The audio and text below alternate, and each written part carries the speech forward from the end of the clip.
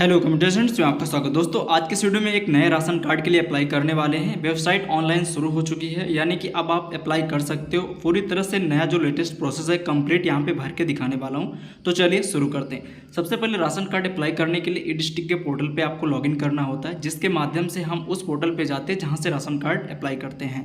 तो नीचे यहाँ पर जब हम स्क्रॉल करके आते हैं, एक टैब होता है विभागीय एकीकरण सेवाएं का, जिसमें से पहला ऑप्शन होता है विभागीय एकीकरण सेवाओं हेतु आवेदन करे का जो पहला ऑप्शन है, इस पर आपको क्लिक करना होता है। जब आप इस पर क्लिक करते हो तो आपके सामने कुछ इस तरह से डैशबोर्ड खुल जाता है, जहां पे आपका अवेलेबल बैलेंस दिखेगा। ये एक प्रकार का आपका राशन कोटा होता है जिस पे आप अप्लाई करते हो। जैसे कि 4 है, यानी कि मैं 4 राशन कार्ड करेक्शन या नया अप्लाई कर सकता हूँ। अप्लाई करने के लिए अप्लाई फॉर इंटीग्रेटेड सर्विस के ऑप्शन पे जो बीच वाला टैब है, इस पर क्लिक करना होता है। रिक्वेस्ट कोटा करने के लिए पीछे ऐड कर लिया जाता है, उसका मैंने कंप्लीट वीडियो बना के पहले डाल दिया है। अब यहाँ पे अप्लाई करने के लिए बीच वाले टैब पर क्लिक करते हैं। उसके बाद जब आप इस पर क्लिक करोगे तो नीचे यहाँ पे कुछ इस तरह से ऑप्शन खुलेंगे, जिसमें जो तीसरा वाला ऑप्शन है food and civil supply ration card का, इस पर आपको क्लिक करना है। जब आप इस पर क्लिक करते हो तो आपके सामने कुछ इस तरह से डैशबोर्ड खुल जाता है। यहाँ पे 3 टैब होते हैं कॉर्नर पे, NFSA लॉग आउट होम। तो आपको NFSA वाले पॉइंट पर क्लिक करना है। आपके सामने कुछ इस तरह से इंटरफेस खुलेगा। तो यहाँ पे भी आपको 0.3 NFSA जो ऑप्शन है, इस पर आपको क्लिक करना होगा। जब आप इस पर क्लिक करते हो तो आपके सामने कुछ नया इंटरफेस, यहाँ पे जब माउस को आप लेफ्ट की तरफ लाओगे तो एक टेबल खुलती है NFSA की, जिसमें से राशन कार्ड का आवेदन करें, यानी नई जो पात्र गृहस्थी है, यानी नई प्रविष्टि करने के लिए पहला ऑप्शन है। इस तरह से बहुत सारे इसमें अपडेट भी हैं, भी मैं बताता जाता हूँ। तो आप यहाँ पे नया आवेदन करने के लिए नई प्रविष्टि यानी पात्र गृहस्थी वाले ऑप्शन पर क्लिक करेंगे। जैसे आप इस पर क्लिक करते हैं तो आपके सामने कुछ इस तरह से इंटरफेस खुल जाता है, जहां पे आपको अपना जिला और अपना क्षेत्र, यानी आप ग्रामीण क्षेत्र से हो या शहरी से, इसको सेलेक्ट करोगे। देन आगे बढ़े के ऑप्शन पर क्लिक करोगे। ग्रामीण क्षेत्र से हो तो यहाँ पे इनकम सर्टिफिकेट यानी कि आय प्रमाण पत्र संख्या होती है और नंबर ID दोनों को डाल करके आप आगे बढ़ोगे। यहाँ पे किसी का भी हो सकता है आय प्रमाण पत्र पति पत्नी में से, ठीक है। उसके बाद यहाँ पे आप देख सकते हो कि 24 घंटे के अंदर ये आपको अप्लाई कर देना है, 72 घंटे के अंदर ही, नहीं तो अब फिर ये आता स्वतः ही निरस्त हो जाएगा। 7 टैब हैं, सातों को क्लियर करना है। तो पहले जो पहला टैब है आय प्रमाण पत्र का, वो बाय डिफॉल्ट आपके सामने दिख जाता है। जो बेसिक डिटेल आप भर के आए होते हैं तो यहाँ पे दिखेगा। दूसरा टैब होता है क्षेत्र विवरण का, जिसमें आप अपने विकास खंड और अपनी ग्राम पंचायत और उसके बाद राशन कोटेदार का नाम आप यहाँ पे डालते हो। ये बाय डिफॉल्ट सेलेक्ट करने के लिए रहता है, जैसे आप डालोगे वो ऑटोमेटिक खुल के आ जाता है, बस आपको टिक करना होता है। तो ये ऑप्शन आप भर लोगे।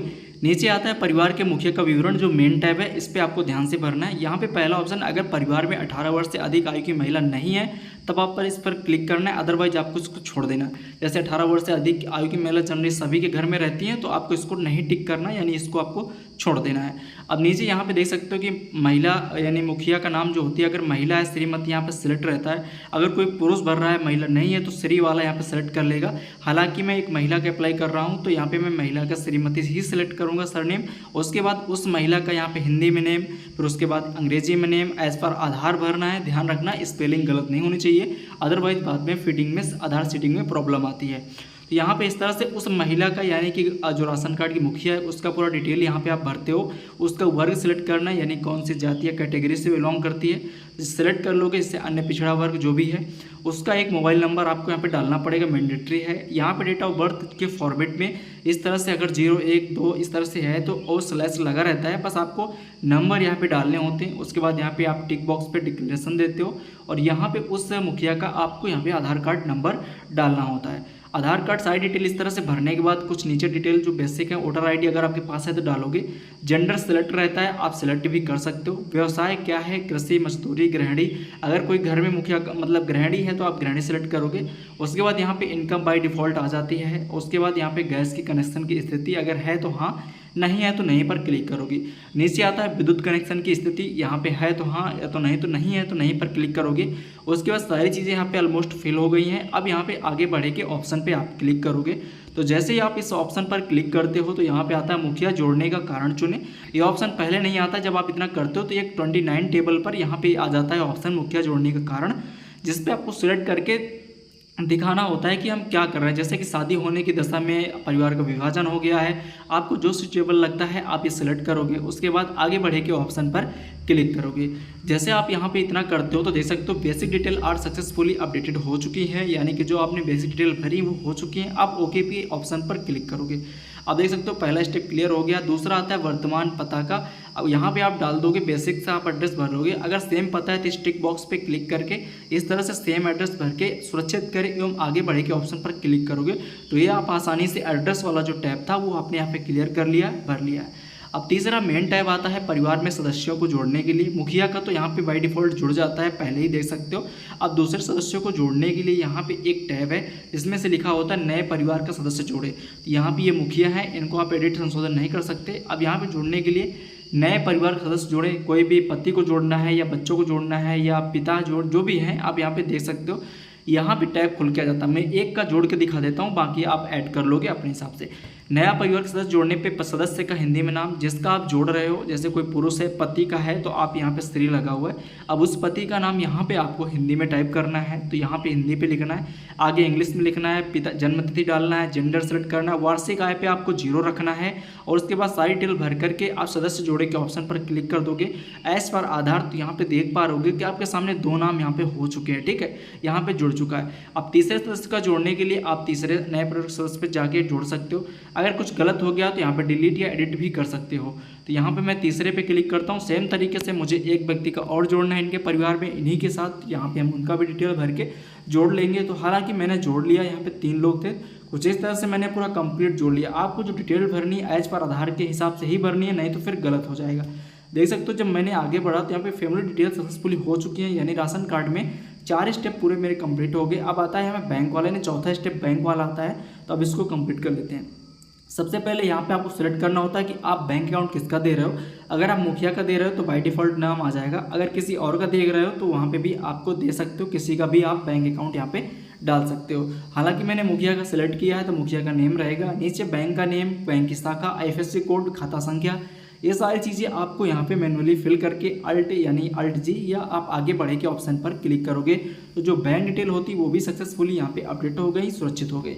अब आता है 5वां स्टेप अटैचमेंट का, यानी मुखिया की फ़ोटो। ये थोड़ा सा डिफिकल्ट टैब होता है जहाँ पे आप फोटो रिसाइज नहीं कर पाते हो, तो माइक्रोसॉफ्ट मैनेजर टूल के माध्यम से आप यहाँ पे इंस्ट्रक्शन दिए हैं जिस पे आपको मुखिया की फ़ोटो जो होती है वो अपलोड करना होता है, यानी 30 KB या 20 KB से कम की फ़ोटो आपको रखना होता है। इस तरह से देख सकते हो कि जो इसका साइज़ होना चाहिए माइक्रोसॉफ्ट ऑफिस मैनेजर में 132x170 क्लिक करके आप ओके करोगे तो वो रिसाइज हो जाती है, यहाँ पे आप कर लोगे। इसी तरह से बैंक पासबुक की एक फ़ोटो अपलोड करना होता है, एक आधार कार्ड की, जो इनका साइज होता है जैसे कि मुखिया की जो फ़ोटो 30 KB से ज़्यादा नहीं होनी चाहिए और जो आधार और बैंक पासबुक अपलोड कर रहे हो वो 100 KB से नहीं होना चाहिए। यहाँ पे JPG फॉर्म में आप अपलोड कर सकते हो, यहाँ पे अलाउ कर जाएगा, ठीक है। तो यहाँ से आपका साइज़ क्लियर हो जाता है। अब आपको पहले से रिसाइज रखी हुई फ़ोटो को क्लिक करके चूज़ फाइल के ऑप्शन पे अब यहाँ पे मैं सेलेक्ट करके यहाँ पे अपलोड कर देता हूँ। देख सकते हो बगल में उसका नाम लिख के आ जाएगा जो भी आप फोटो अपलोड करोगे। हालांकि अभी फोटो अभी नहीं दिखेगी, वो बाद में दिखेगी, लेकिन नाम यहाँ पे साइड पे लिख के आ जाता है। सेम तरीके से पहले आपको पासबुक की फ़ोटो अपलोड कर देनी है, सेम तरीके से नीचे आधार कार्ड की फ़ोटो को अपलोड कर देनी है। तो हम यहाँ पे दोनों को यहाँ पे अपलोड कर देते हैं। अपलोड करने के बाद आगे बढ़े के ऑप्शन पर क्लिक करते हैं तो अटैचमेंट और सक्सेसफुली अपडेटेड, यानी मुखिया की फ़ोटो और संलग्न सुरक्षित हो गए हैं, इस तरह से मैसेज आता है। आपका नहीं आएगा तो कुछ एरर हो जाएगा, तो फिर से ट्राई करिएगा तो हो जाएगा साइज मेंटेन करने के बाद। नेक्स्ट टैब आता है NFSA क्राइटेरिया का, जिसमें से कुछ येस और नो के ऑप्शंस में आपको टिक करना होता है। जैसे कि आपके घर में जो खास क्या क्या चीज़ें हैं आपके संबंधित, तो वो सारी चीज़ों की डिटेल आपको देखना होता है। तो जो इससे पहला ये ऑप्शन है कि आय करदाता है, तो इसको आपको सेलेक्ट करना है, यानी इनकम टैक्स से संबंधित तो नहीं। परिवार में 4 पहिया वाहन है तो नहीं, अगर है तो हाँ पर क्लिक करोगे। ट्रैक्टर है तो इसी तरह से आप पढ़ते जाओगे जो भी ऑप्शंस हैं, और जो आपको लगता है वो आप यहाँ पे हाँ या ना में जवाब दोगे, जो आपके वर्तमान स्थिति है जो भी है, ठीक है। इसी तरह से AC वगैरह, और उसके बाद हेक्टेयर में कितनी ज़मीन है। अगर 1 हेक्टेयर से कम है तो आप पे 0 भी डाल सकते हो, या पॉइंट में भी लिखना चाहो लिख सकते हो। अगर नहीं है तो आप इसको 0 भी यहाँ पे डाल के छोड़ सकते हो। इस तरह से कुछ ऑप्शंस हैं जिसको आप हाँ ना के जवाब में यहाँ पे दे देना। नीचे आओगे यहाँ पे देख सकते हो कि उदाहरण घोषणा पत्र, यहाँ पे टिक बॉक्स पे क्लिक करना है। देख सकते हो कि यहाँ पे जो इनकम है 6000, जो मैंने सदस्यों को जोड़ा था वहाँ पे मैंने 0 डाला था, इसीलिए नहीं बढ़ के आई है, नहीं तो बहुत ज़्यादा बढ़ जाएगी। तो यहाँ पे मैंने केवल 46000 ही इनकम दिख रही है, क्योंकि मैंने अन्य सदस्यों का 0 डाला था। जैसे मैंने सुरक्षित किया पहले इधर आता था, बट अब यहाँ पे नहीं आता, डायरेक्ट आपके सामने ड्राफ्ट कॉपी के लिए आ जाता है। यानी जैसे आप प्रिंट करते हो यहाँ पे आपका जो ट्रांजेक्शन नंबर या राशन कार्ड नंबर इशू हो जाता है, ड्राफ्ट प्रिंट भी कर सकते हो। फाइनल लॉग डायरेक्ट आप यहाँ से क्लिक कर सकते हो। सारी चीज़ चेक करने के बाद आपको स्क्रॉल करके PDF में प्रिंट करके ड्राफ्ट कॉपी रख लेनी, क्योंकि उस पर एक नंबर होता है जो बाद में अभी लॉगिन करके आप फाइनल लॉग भी करना चाहो तो कर सकते हो। हालांकि यहीं से आप कर सकते हो, इनके सर्वर चला जाए तब के लिए आप यहाँ पे इसको डाउनलोड करके रख सकते हो। जैसे कि मैंने सारी चीज़ चेक कर ली है, ऑलमोस्ट सही थी, तो मैं फाइनल लॉक के ऑप्शन पर क्लिक कर देता हूँ। डायरेक्ट यहीं से देख सकते हो, इसके बाद आप संशोधन नहीं कर पाओगे। ये डायरेक्ट आपका यहाँ पे फाइनल लॉक हो चुका है। आप ओके के ऑप्शन पर क्लिक करोगे। जैसे आप ओके पर क्लिक करते हो तो सर्वर की वजह से इस तरह से बैक कर जाएगा, तो आपको परेशान नहीं होना है। आपको बैक जो ई डिस्ट्रिक्ट का टैब होता है वहाँ पे आना। जिस तरह से आप पहली बार गए तो पहले ऑप्शन पर क्लिक करके सेम तरीके से आपको फिर से पोर्टल पे आना है। यहाँ पे देख सकते हो मेरा बैलेंस जो कोटा था एक कम हो गया, यानी राशन कार्ड सक्सेसफुली अप्लाई हो चुका है, तभी कोटा कम होता है, नहीं तो नहीं होगा। अब यहाँ पे उसी तरह से हम जाएंगे उसी पोर्टल पे जैसे पहले गए थे। जाने के बाद यहाँ पे NFSA क्राइटेरिया वाले ऑप्शन पे आपको क्लिक करना है। ये चीज़ें आपको 72 घंटे के अंदर ही कर लेनी है, तभी आप कंप्लीट कर पाओगे, अदरवाइज ये स्वतः निरस्त कर दिया जाएगा। ठीक है, तो यहाँ पे 0.3 NFSA वाले पॉइंट पर हम क्लिक करते हैं। यहाँ पे मैंने पूरा कंप्लीट आवेदन भर दिया था। हालांकि मैंने फाइनल लॉक वहाँ से कर दिया, या यहाँ से करने की फाइनल लॉक करने की कोई ज़रूरत नहीं है। अधिकारी को अग्रेषण करने की भी जरूरत नहीं, क्योंकि लॉक हो चुका है। डायरेक्ट आप यहाँ पे राशन कार्ड पावती रसीद पे क्लिक करना है। तो आप यहाँ पे जब क्लिक करते हो डायरेक्ट राशन कार्ड पावती रसीद के 3.16 टेबल पर, तो आपको जो अभी राशन कार्ड नंबर मिल चुका है, आप अपना पहले जिला सेलेक्ट करोगे, उसके बाद राशन कार्ड नंबर जो अभी मिला है उसको मैनुअली डालोगे।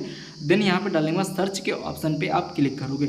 जैसे ही डाल दोगे तो उसके बाद सर्च करोगे तो आप देख पा रहे हो कुछ इस तरह से NFSA राशन कार्ड एक्नॉलेजमेंट जो रिसिप्ट होती है, पावती रिसिप्ट, वो आपके पास जनरेट हो जाएगी। इस पर प्रिंट का ऑप्शन होता है, इसको प्रिंट करके आप रख सकते हो।